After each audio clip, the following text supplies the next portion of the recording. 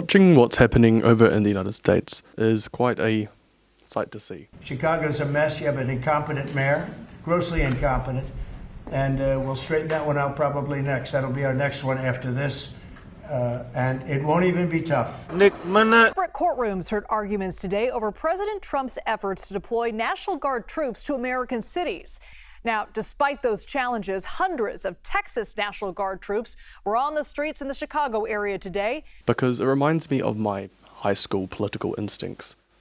Not in what I necessarily believed, but in the way of thinking that, like, well, if someone's doing something bad, you just arrest them. Or if the environment's struggling, just shut down all the companies that are even slightly harming the environment. But when I see MEGA, and especially MEGA 2.0, seeing them deploy to Chicago is almost like fulfilling that teenage common sense thinking. And almost, fulfilling that overly simple idea that, well, the leader should be like the king of the country. Not that I thought that either, but just not knowing much about power. But seeing all of this unfold over there is disturbing because it's straight out of the authoritarian playbook. And I told Pete, we should use some of these dangerous cities as training grounds for our military, National Guard, but military. While many people may have this idea that MAGA 2.0 represents this change, a change towards things being better for the common man, a change towards more common sense, all it really is a movement that has managed to form an identity that is quite able to cross over to many sections of society. But they're wearing red hats.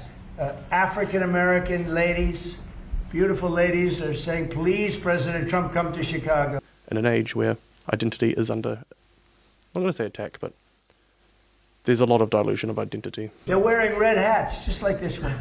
And with this, MAGA's been able to fill up this void a little bit. But the reality is that even before MAGA, most people weren't expected and didn't know much about politics or laws. So seeing in 2025, the White House pretty much trying to live out every Breitbart and InfoWars fantasy at once, while also cracking down on its own citizens in Chicago and many other places. It's almost like too obvious that something like this would happen. It's disgusting.